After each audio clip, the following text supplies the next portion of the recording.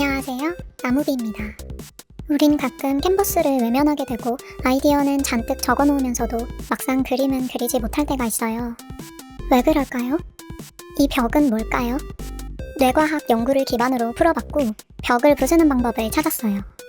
오늘은 번아웃을 깬 저의 비밀일기장 내용을 햇빛님들께 들려드릴게요. 전 의사가 아닌 창작자이고 지금부터 말할 내용이 질병을 낫게 하는 것도 아니에요. 몸이나 마음이 아픈 상태라면 작업을 하려고 하지 말고 우선 몸과 마음이 나아야 해요. 첫째, 공략하기 좋은 시간대. 오전에 작업을 시작하는 게 좋아요. 어두워지면 일어나는 뇌의 휴식 메커니즘을 이해해볼까요? 해가 지면 뇌에서 멜라토닌 호르몬을 뿜어내며 인지력이 낮아지기 시작해요. 심장박동, 혈압, 체온이 내려가면서 전두엽도 같이 느려져요. 당연히 이성적인 집중력과 복잡한 연산 능력은 뚝 떨어지죠. 밤이 되면 편도체가 쉽게 과열되는데 감정을 차분하게 조절해주던 행복 호르몬인 세로토닌 분비가 줄어들기 때문이에요. 밤에 전두엽 에너지가 고갈되어 편도체에 브레이크를 걸 힘이 없는데 이 편도체는 빛이 사라진 어둠 속에서 오히려 경계태세를 높여요. 어둠은 원시시대부터 인류에게 위협적인 환경이었으니까요. 그래서 밤에 전두엽이 꺼지면 편도체는 더 예민해져요. 낮에는 아무렇지 않던 걱정거리가 밤이 되면 갑자기 커 보이는 이유죠. 트라우마적인 생각이나 부정적인 감정에도 쉽게 빠져들게 돼요. 그럼 왜 오전이 창작과 집중의 황금 시간대일까요? 아침에 눈을 뜨고 빛을 받아 생체 시계가 리셋되면 완벽하게 청소를 끝낸 뇌는 최고 성능을 발휘해요.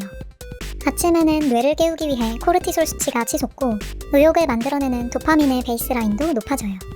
뇌가 물리적으로 바짝 각성한 상태가 된 거예요. 밤새 수면 사이클을 돌며 뇌 속의 노폐물을 깨끗이 씻어낸 상태라 전두엽의 인지 능력이 하루 중 가장 맑고 단단해요. 전두엽이 강력한 에너지를 쥐고 주도권을 잡고 있기 때문에 오전에는 웬만한 자극이나 부정적인 생각에도 편도체가 쉽게 과열되지 않고 브레이크를 잘 잡아줘요. 불안증이나 감정 과이입에 휘둘리지 않고 온전히 내 작업에만 몰입할 수 있는 최적의 방어막을 펼친 셈이에요. 둘째, 전투 준비.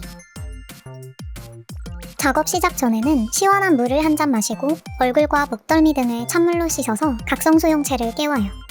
각자 취향대로 작업을 시작하는 의식을 만들어보세요.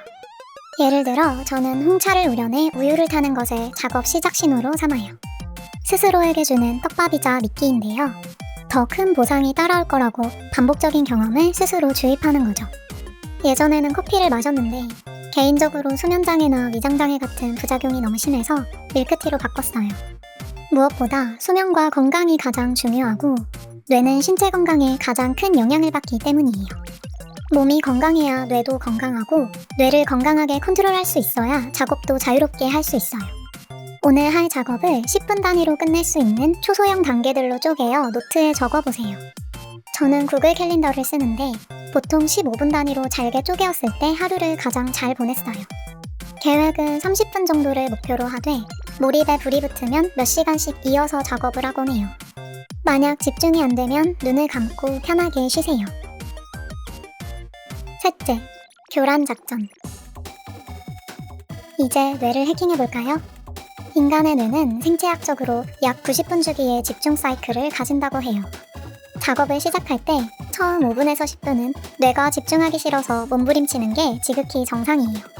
뇌가 칭얼거리는 걸 전두엽의 힘으로 가만히 견뎌내며 첫 단계를 시작해요.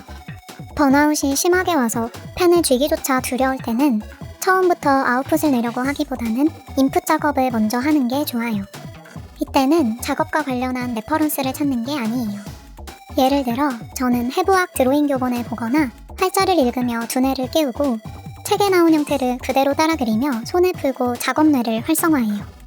머리 쓸 필요 없는 인풋이죠. 한두 페이지 정도 15분에서 30분이면 충분해요. 이렇게 하면 쉽게 내 아웃풋 작업으로 전환할 수 있어요. 뇌의 저항을 뚫고 15분을 넘기면 뇌는 몰입 상태를 자발적으로 만들어내요. 노르아드레날린과 도파민이 결합해서 몰입 스위치가 켜지는 거예요.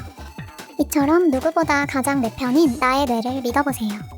여기까지 3단계 클리어했어요. 지금부터가 진짜 중요한 부분이니까 조금만 더 같이 가볼까요?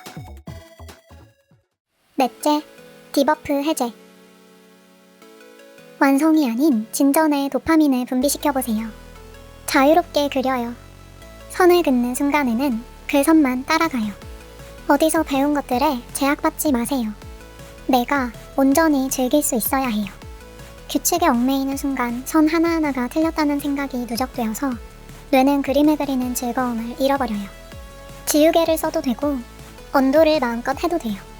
편리하게 캔버스를 마음껏 돌려도 되고 형태가 우습게 일그러져도 괜찮아요.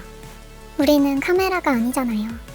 내가 표현할 수 있는 만큼만, 내가 표현하고 싶은 만큼만 그리면 돼요. 남들과 비교하지 말고 과거의 나 자신과도 비교하지 마세요. 그림에 틀린 건 없으며 정성껏 그려낸 한 장 한 장이 모두 가치가 있어요. 느려도 돼요. 어차피 지금 진짜 바쁘고 마감에 시달리고 있다면 번아웃이고 뭐고 아웃풋을 어떻게든 쥐어짜내고 있을 테니까요. 문제는 마감이 없고 스스로 완성을 해내야 하는 상황이겠죠? 이때는 완성보다 시작이 더 어려운 법이고 누구나 들어봤겠지만 시작이 반이에요. 그 말은즉 일단 시작하면 반은 먹고 들어가는 거예요. 그러니 당연히 시작이 어렵지 않겠어요?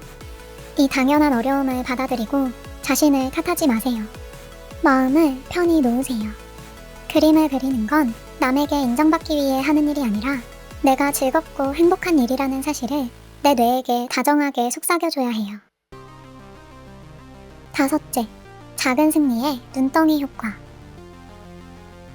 도파민은 목표에 도달했을 때보다 목표를 향해 올바른 방향으로 나아가고 있다고 뇌가 인지할 때 가장 폭발적으로 분비돼요. 아까 말했듯 올바른 방향에 대한 틀을 정하지 마세요.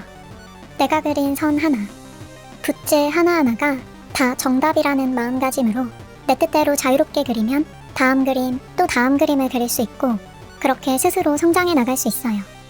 이번 그림이 내 인생 최고의 그림은 아니에요.